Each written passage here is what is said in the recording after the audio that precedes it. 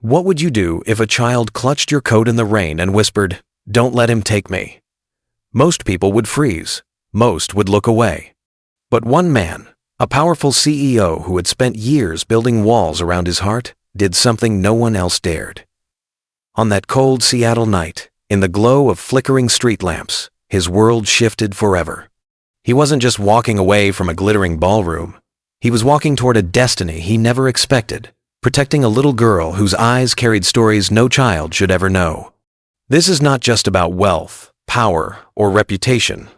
This is about courage, trust, and the choice to stand when everyone else turns away. Stay with us as we retell a story that will shake you, move you, and remind you why hope matters. Subscribe now to the Retold Stories for more journeys like this. The ballroom shimmered with chandeliers, the air too thick with laughter that never touched the heart. Nate Hawthorne stood at the edge of it all, a tall figure in a tuxedo cut so precisely it might as well have been armor. He held a glass that remained untouched, his eyes fixed in that distant way that made people assume he was powerful, untouchable, uninterested. For years, that look had closed deals worth billions and silenced boardrooms with a single glance. Yet tonight, he was not listening.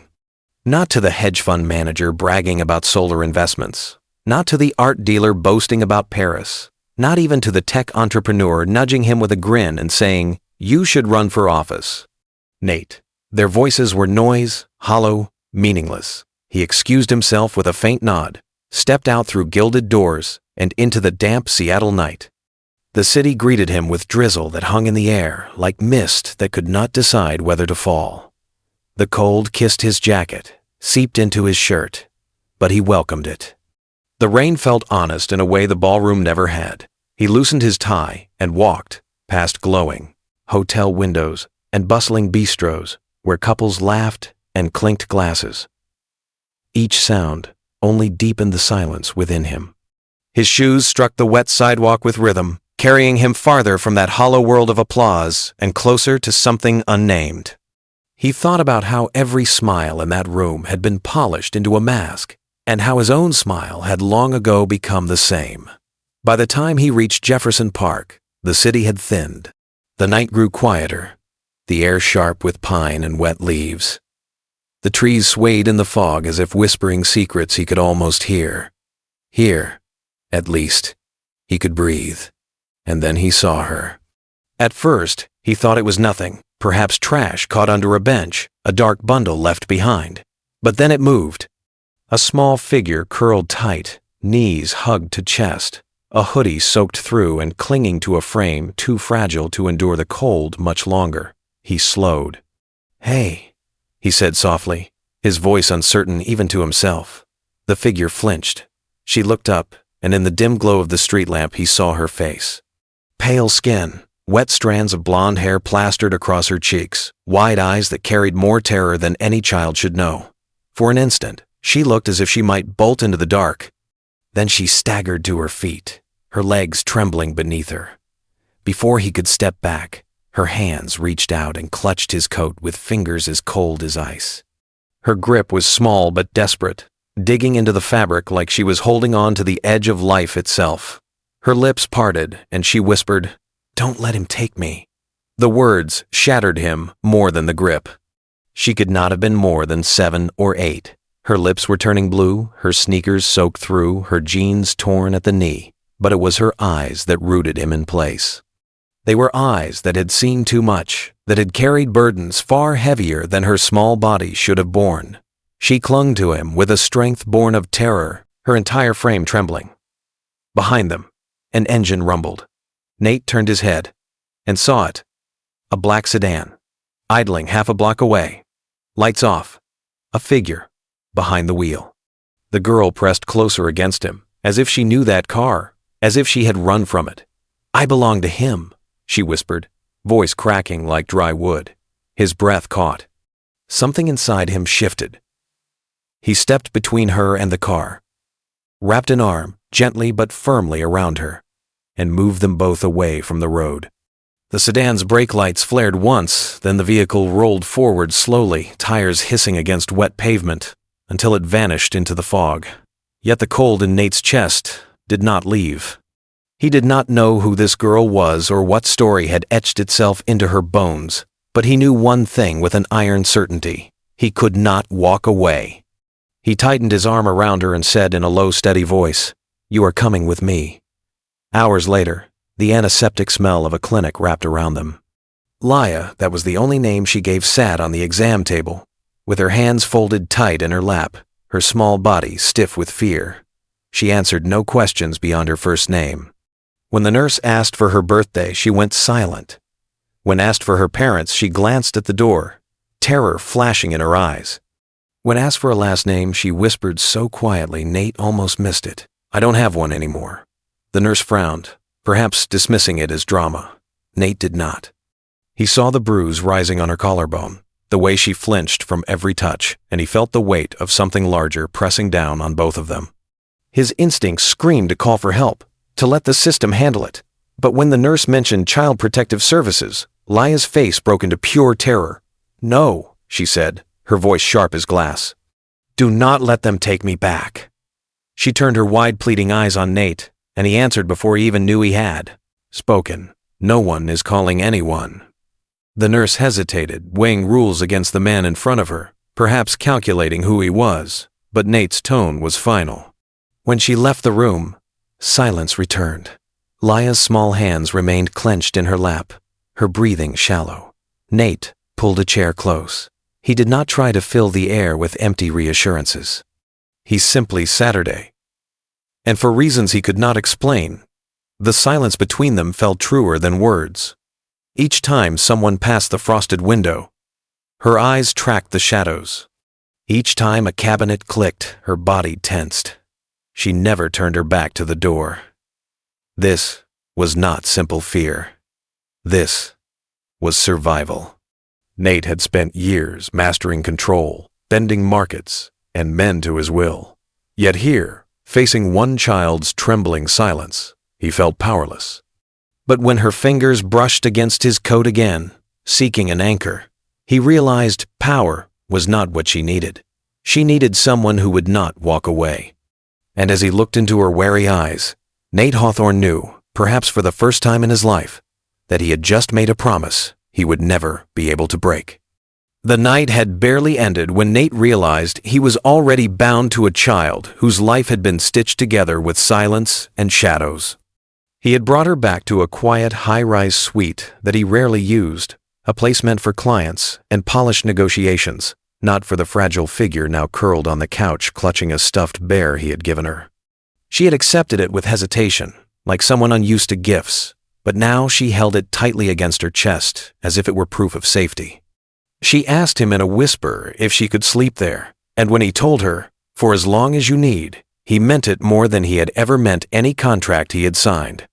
That night, he sat alone in the dim light, listening to the rhythm of her small breathing down the hall. He could not explain why, but it mattered more than every dollar he had ever earned. Yet silence did not bring peace. His phone buzzed with the first warning. A message with no signature, only words that turned his veins to ice. "She belongs to us. Return her, or we will come." He stared at the text, then forwarded it to Alyssa Chen, the head of his cybersecurity team. She had been with him for years, trusted with secrets too dangerous to put in writing, and she wasted no time. Within hours, she was tracing numbers, digging into databases most people never knew existed. Her voice came through the speaker, steady but grave. "Her name doesn't appear anywhere. No school records, no birth certificate, no medical files. It is as if she never existed. But she did. She was asleep down the hall, curled under a blanket, gripping a bear like a lifeline." Nate's chest tightened as Alyssa continued. "But there are reports of other girls, ages 6 to 10, missing over the past 5 years. Custody disputes, runaways, placements gone wrong. Most investigations were suddenly closed with no resolution. All had one thing in common: Street Agnes Youth Services. The name struck him like a blade. Street Agnes, a center supposedly shut down for renovations, its records wiped clean. Alyssa's search revealed a pattern that was too deliberate to ignore. Facilities closed, paperwork vanished, funds rerouted through shell companies. He could almost hear the machinery of power grinding, burying lives under paperwork and silence. His decision was made, Before he even spoke, "I want the address," he said. The drive to Tacoma was silent. Nate went alone, not trusting anyone else to see what he needed to see. The road wound through fog and trees until the abandoned facility appeared at the end of a cracked asphalt path. The chain-link gate had been clipped long ago, the yard overrun with weeds. A child's shoe lay half buried in the mud, one lace torn, as if its owner had run and never returned. Inside, the air was damp, with mildew and something more, metallic, that clung to the back of his throat. The lights were dead, so he carried a flashlight, its beam cutting through corridors of peeling paint. He found the intake room, papers dissolved into sludge on the floor, a rainbow drawn on the wall by a forgotten child's hand. But in a rusted filing cabinet, he found more, a weekly rotation sheet. At the top, scrawled in permanent marker, were the words, Unit 6 CAGY. Beneath it, pages ruined by water, and one drawing that chilled him more than the cold. Stick figures behind black lines. One figure marked with a red X. Beneath it, the words, "No more noise." His breath shook as he snapped photographs, then shoved the papers into his satchel. This was not neglect. This was not a failing system. This was a machine built to erase children. He left before the silence of the place swallowed him whole. Back at the suite, Laya was sitting with her knees to her chest, a battered notebook clutched in her hands. When she handed it to him, he saw more drawings, cages, hollow-eyed figures, codes. One sketch showed a child holding hands with a taller figure carrying a key. Underneath, in uneven script, she had written, "He had a key. Maybe you do too." Nate stared at the words until his vision blurred. He did not know why, but they felt less like a drawing and more like a charge, a demand. He closed the notebook gently, as if it were made of glass. The next days blurred into movement. Alyssa uncovered more threads that led nowhere and everywhere. Records closed without explanation. A facility that had been funded by the state, then erased from every database. It was impossible unless someone with power wanted it to vanish. He brought in another ally, Valerie Monroe, a woman with 20 years in the FBI who now worked off the grid. She flipped through files with the calm of someone who had seen monsters before. "They've buried it well," she said, "but not perfectly." Nate told her why he was doing this, and for the first time he said it out loud, "Because I saw her, and I did not look away." The threats grew bolder. A man in a suit appeared at his gate, holding up an ID that read, Child Protective Services. The badge was pristine, too pristine. Nate ran the number through federal records. Nothing. When the man left, Nate did not breathe relief. He knew they were probing, testing, circling. That night, he stood in front of the fireplace and threw the false badge into the flames. He watched it curl and blacken until nothing remained but ash. "They are not coming for you," he whispered, more to himself than to her. "I am coming for them." But the darkness pressed in closer. Laya's fear was no longer about herself alone. One night, he overheard her murmur through the door, her voice cracking like a broken song. "If they know I talked, they will hurt the others." The words cut him deeper than any threat. He realized then that she was not just carrying her own survival, but the weight of children still trapped. That night, he sat in his study surrounded by files, maps, and encrypted dossiers, his fury steady as the rain against the windows. He was not a businessman anymore. He was a man at war. The plan came together with ruthless precision. Monroe traced funding lines to a rural camp north of Olympia, a place labeled as a behavioral youth program. On paper, it was legitimate. In reality, it was a prison. Her source whispered of children being prepared for relocation, unmarked vans scheduled to leave at midnight. Nate listened without expression, his hand tightening around a plastic bracelet Laya had hidden in her sock and given to him. Its crude letters read, Property Unit 6, C, not a name, not a child. Property. He bent it until the plastic cracked. They had their chance, he said. His voice was no longer the voice of a CEO. It was the voice of a man who had nothing left to lose, and one promise left to keep. As the clock moved closer to the appointed hour, he sat with Laya on the steps of the safe house. She held her bear, its small crown tilted, and asked in a voice barely above a whisper, "Will they be scared?" He told her the truth. Yes, but not for long. She leaned against his arm, eyes heavy, and asked, "Is it okay now to feel safe?" He looked down at her, the question carving into him deeper than she could know. "Yes," he said. "You are home now." For the first time, he felt her small shoulders loosen. It was enough. The raid would come before dawn, silent and merciless. 37 children would walk out of darkness, because one girl had whispered a plea and one man had chosen to listen. And in that choice, everything had changed. The storm that came was not of thunder or rain, but of silent footsteps and breath held tight. In the dark woods north of Olympia, 2 tactical teams moved like shadows across damp earth, their radios whispering in clipped bursts. Nate stood with them, no longer in a tailored suit but in black clothes that blended with the night. A man transformed from polished executive into something leaner, raw. He had not slept in days, but exhaustion had sharpened him into steel. At his side, Monroe's eyes scanned the tree line with the precision of a soldier who had seen too many battlefields. The hour had come. The camp loomed ahead, barns converted into holding cells, 2 cameras sweeping slowly across the empty yard. On paper, it was a behavioral youth center. In reality, it was a graveyard of innocence. Through a faint gap in the boards, Nate glimpsed a shape, small hands, pressed against a window, the faint outline of a child, too still to be asleep. His jaw tightened. The signal came. The team surged forward. The breach lasted less than 4 minutes. Locks broken, doors slammed wide, silence fractured by the startled cries of children. 37 of them, thin and shivering, some too weak to stand, eyes wide with fear, as if rescue itself might be another trick. The operators moved with practiced gentleness, wrapping them in thermal blankets, lifting them with care. Nate was not supposed to go inside. Monroe had told him to stay back, to let the team handle it. But he stepped through the threshold anyway. He could not stop himself. The air inside was heavy with mildew and bleach, and under it all the metallic scent of despair. The children looked up at him, their faces a mix of suspicion and fragile hope. One little boy clutched his blanket like a shield. A girl with tangled hair whispered something he could not hear. He knelt down and told them softly, "You are safe now." The words sounded too small for the weight they carried, but they were true. By sunrise, the facility was empty, except for evidence files and the cold shock of what had been uncovered. A senator's aide was caught at the scene, desperately trying to delete records from a secured laptop as agents closed in. Monroe's people arrested him without ceremony. His protests about immunity fell on deaf ears. The children were loaded into transports, medical staff hovering over them, offering food and soft words.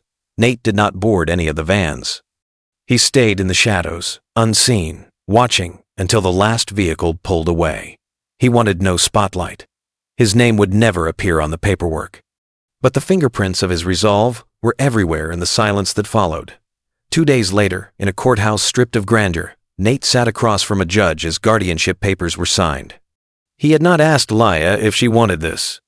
She had already answered in the quiet ways only children do, by giving him her journal, by falling asleep with her bear on the couch, by resting her head against his shoulder as though she had always belonged there. When he handed her the papers, he knelt so they were eye level. "This makes it official," he said. She held the documents with both hands, staring at words she could not fully understand. Then she lifted her gaze and said softly, "I already knew." For the first time in years, his vision blurred with tears, he did not bother to hide. Life after rescue did not come in triumphant fanfare, but in small, fragile moments. Laya chose the color of her new room: green walls, yellow curtains, a shelf of books waiting for her fingers. In the corner stood a small plant she had picked out at a shop, its leaves trembling but determined to grow. Nate painted beside her, his hands clumsy with the brush, her laughter faint but real when he smeared paint on his cheek by mistake. At night, when he tucked her in, she reached for his hand and whispered, "Promise, you will still be here tomorrow." He kissed her small fingers and said, "If I ever leave, it will be because I am walking beside you." It was not a vow made to a boardroom or a contract. It was a vow that bound him more deeply than any he had ever made. A month later, The fog lifted both from the hills and from his life.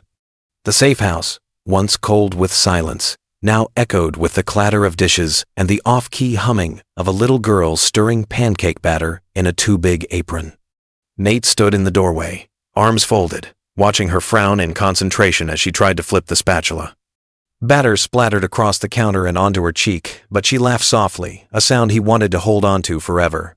Together they burned the first batch, ruined the second, and finally managed a golden stack on the third try. They ate outside under sunlight that spilled through the trees. Beside them sat her bear, now crowned with a paper crown she had made, renamed Samson, her knight of soft fabric. She told him Samson needed his own bed, so Nate helped her build one out of cardboard. It was crooked and fragile, but she smiled at it like it was a palace. The changes in her drawings told the deeper story. The first pages had been cages and shadows. Now there were trees, suns with smiles, open doors. When Nate stood before a group of STEND, rescued children in a community center, his foundation secretly funded, he looked out at faces that mirrored hers.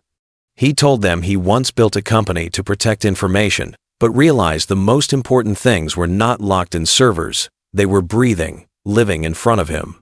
"I know what it feels like to be forgotten," he said, "but someone came for me once, and now I am here for you." The applause did not matter. What mattered was the small smile of a girl in the back row. It was enough. That evening, when he returned home, Laya was waiting on the porch steps. She held out a folded piece of paper. He opened it and found a drawing of a house, a tall figure in glasses holding the hand of a little girl. Across the top, in uneven crayon letters, were the words, "You chose me." For a long moment, Nate could not speak. He closed the paper carefully, as if it were more precious than any deal he had ever signed, and pulled her close. She hugged him back without hesitation. Later, as the fire crackled in the den, she curled against him with a book open across her lap. Her voice stumbled over the words, and he helped her through them, patient in a way he had never been in his old life. When she grew tired, she rested her head against his arm. "You saved me," she whispered. He looked down, his throat tight, and said, "No, kiddo, you saved me too. I just did what no one else would." The wind stirred outside, the night deepened, but inside the house, it was warm. It was not perfect, but it was whole. For the first time, Nate Hawthorne understood what it meant to have a home, and for the first time, Laya believed she could stay. Some stories do not end where the curtain falls. They linger, carving themselves into the quiet spaces of our hearts. This is one of those stories. A man who had everything, a name etched in the world of business, wealth that insulated him from pain, influence that could bend decisions, chose to lay it all aside for the trembling hand of a child who whispered only one plea: "Do not let him take me." From that moment, the balance of his life shifted forever. He was no longer defined by the boardrooms or the glitter of chandeliers. He was defined by the promise he made to a little girl who needed him to stay. What followed was not simple rescue. It was a war fought in silence, in shadows, in abandoned buildings and broken systems where children had been reduced to numbers, possessions, property. And yet within that darkness came something stronger than fear, courage, compassion, the relentless determination of a man who refused to look away. Nate Hawthorne discovered that sometimes the greatest battles are not fought with armies or wealth, but with the willingness to stand when everyone else has stepped aside. He discovered that salvation is not one-sided. In saving Laya, he discovered a piece of himself that had been buried under years of polished indifference. She was the one who reached through the walls he had built. She was the one who taught him that to stay, to choose, to protect, is what makes a life worth living. This story does not end with a raid, or even with the signing of papers in a courthouse. It ends in the soft laughter of a child stirring pancake batter, in the drawings of houses with suns smiling above them, in the whispered question, "Do you think it is okay to feel safe now?" It ends in the answer that resonates far beyond these walls. Yes, you are safe. You are home. It ends with a man realizing that his greatest legacy is not the empire he built, but the child who now calls him family. And yet, for every Laya, There are countless others whose voices go unheard, whose stories never make it into the light. That is why we tell them here. Because stories have the power to move us, to stir us, to ignite something within us that refuses to accept silence as an answer. Stories remind us that even in the darkest night, a hand can reach through and change everything. If this journey moved you, if you felt the weight of that whispered plea and the hope that followed, we invite you to stay with us. Here, in the Retold Stories, we bring you tales of struggle and survival, of courage and healing, of people who did what no one else would. These are not just stories to hear, they are stories to carry. Stories that can change the way we see the world and ourselves. Subscribe now to the Retold Stories and let the next story remind you that hope is never lost.